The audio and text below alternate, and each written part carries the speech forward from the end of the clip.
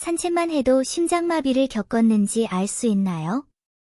심장마비를 겪은 사람들은 산책할 때 종종 이 두 가지 징후를 보입니다. 거리를 걷다 보면 사람들이 오고 가는 것을 볼 수 있습니다. 어떤 사람들은 빠르게 걷고 어떤 사람들은 천천히 걸으며 가슴을 비비거나 목을 비틀기도 합니다. 흔한 광경이 아니겠습니까? 하지만 겉보기에 평범한 걸음걸이가 때로는 심각한 건강 위험, 특히 심장질환을 초래할 수 있다는 사실을 알고 계셨나요? 심장마비는 영화처럼 항상 갑자기 발생하는 것은 아닙니다.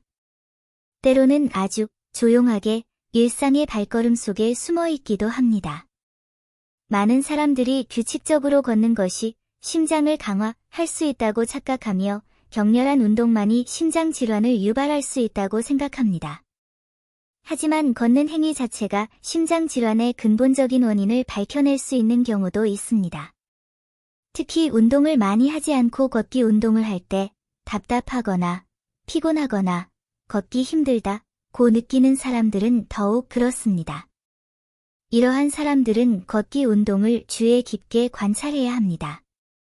심근경색은 하룻밤 사이에 일어나는 현상이 아니라 점진적으로 진행되는 과정이라는 점을 이해하는 것이 중요합니다. 심근경색은 항상 신체에 몇 가지 경고 신호를 남기지만 대부분의 사람들은 이를 심각하게 받아들이지 않습니다.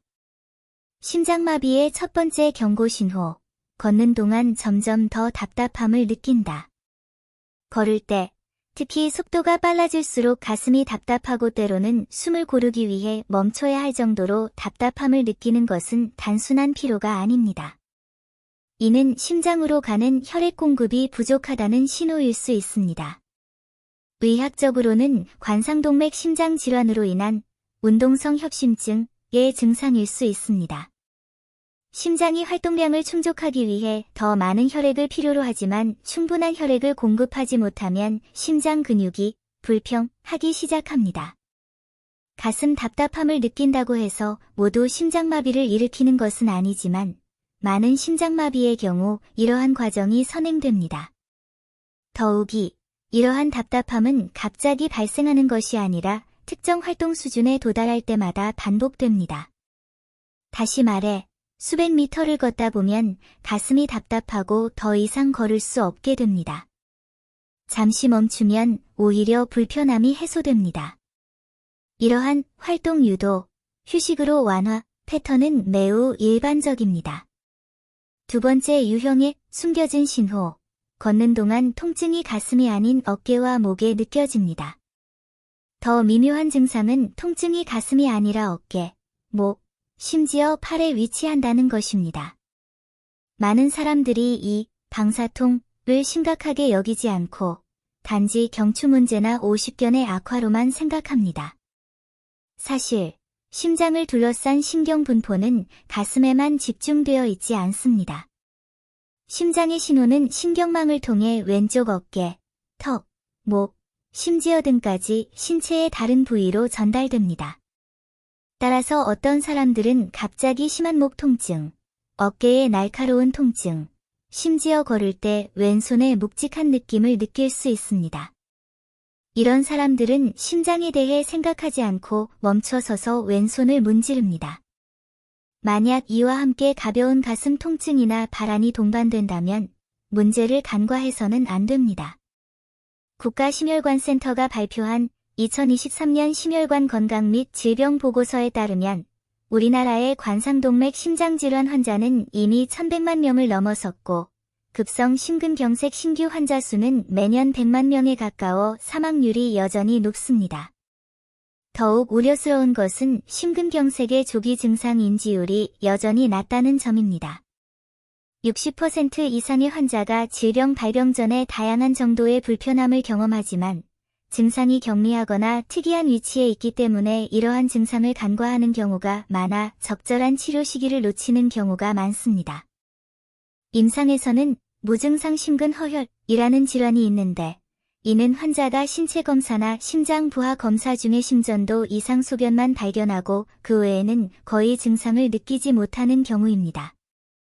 다시 말해 뚜렷한 흉통이 없더라도 심근이 이미 허혈 상태일 수 있습니다. 이러한 사람들은 스트레스가 많은 사건이나 격렬한 운동에 직면했을 때 일반인보다 심장마비 위험이 훨씬 높습니다. 겉보기에 가벼운 운동처럼 보이는 걷기도 실제로는 이러한 잠재적인 심장 질환을 드러낼 수 있습니다. 많은 사람들이 식후 산책을 소화에 도움이 된다며 좋아합니다. 하지만 식후에는 혈액이 주로 위장관으로 흘러 심장의 혈액 공급에 더 큰 부담을 줍니다. 이미 관상동맥이 좁아진 경우 식후 혈류량 증가로 인해 걷는 동안 협심증에 걸릴 위험이 더 높아질 수 있습니다.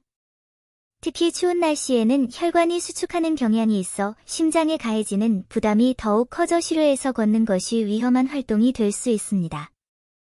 또 다른 흔한 오해는 흉통만이 심장 질환을 의미하고 다른 부위의 통증은 심각하지 않다는 것입니다. 실제로 협심증의 위치는 사람마다 매우 다릅니다. 어떤 사람들은 주로 어깨와 팔의 통증을 느끼는 반면 어떤 사람들은 복통이나 목의 불편함으로 협심증을 경험합니다. 이러한 비정형적인 증상은 오진되거나 무시될 가능성이 더 높습니다. 특히 여성과 노인은 비정형적인 증상을 경험할 가능성이 더 높습니다. 연구에 따르면 여성 심근경색 환자의 약 30%는 전형적인 흉통을 호소하지 않고 피로, 목과 어깨 통증, 불안과 같은 불편함을 경험하는 것으로 나타났습니다. 어떤 사람들은 평소에는 문제없이 걸을 수 있지만 속도를 높이거나 오르막길을 오르거나 계단을 오를 때 가슴이 답답함을 느낍니다. 이 또한 심각하게 받아들여야 합니다. 때로는 메스꺼움, 식은땀, 호흡곤란이 동반될 수도 있는데 이는 모두 심장이 도와달라고 울부짖고 있다는 신호입니다. 많은 사람들이 단순히 몸이 약하거나 피곤해서 쉬면 된다고 착각하지만 사실 이는 심장 근육에 산소가 부족하다는 신호입니다. 평소에는 수백 미터를 어려움 없이 걸을 수 있는데 몇 걸음만 걸어도 갑자기 힘이 든다면 지구력의 현저한 감소는 심장 기능 저하의 징후일 수 있습니다. 심장 허혈이 장기간 지속되면 심근이 손상되어 심장의 박동 능력이 점차 감소하고 결국 심부전으로 이어질 수 있습니다. 심부전 환자는 걸을 때 쉽게 지칠 뿐만 아니라 호흡곤란, 부종, 심지어 밤에 숨이 차서 깨는 증상까지 나타날 수 있습니다. 이러한 증상들을 과소평가해서는 안 됩니다. 의사들은 고혈압, 당뇨병, 고지혈증, 흡혈력, 또는 심장질환 가족력이 있는 40세 이상의 경우 뚜렷한 증상이 없더라도 심전도, 심초음파, 홀터 검사 등 정기적인 검진을 받을 것을 권장합니다. 보행 중 위와 같은 증상이 나타나면 즉시 종합적인 심혈관 검사를 위해 의사의 진료를 받아야 합니다. 조기 발견과 중재는 심장마비 예방에 매우 중요합니다. 걷기만으로 심장병을 치료할 수 있다고 기대하지 마세요. 진정으로 효과적인 것은 몸이 보내는 신호를 이해하고 그에 따라 생활습관과 의료관리를 조정하는 것입니다. 고혈압, 고콜레스테롤, 고혈당을 관리하고 금연과 금주를 실천하며 정상 체중을 유지하고 균형 잡힌 식단을 유지하는 것이 장기적인 해결책입니다. 운동은 심장 건강에 도움이 되지만 심장 기능이 건강할 때만 가능합니다.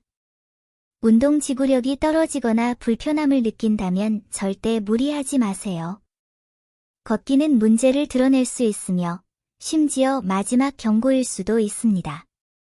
돌이켜보면 가슴 답답함, 어깨 통증, 목 뻣뻣함은 단순히 피로의 징후일 뿐만 아니라 심장이 이미 과부하 상태라는 신호일 수도 있습니다.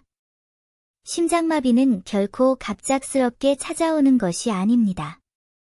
오랜 시간 동안 무시당했던 도움 요청이 누적된 결과입니다. 겉보기에 평범해 보이는 걷기는 생각보다 몸에 대해 더 많은 것을 보여줄 수 있습니다. 몸의 소리에 귀 기울이면 몇 년 더 걸을 수 있을지도 모릅니다.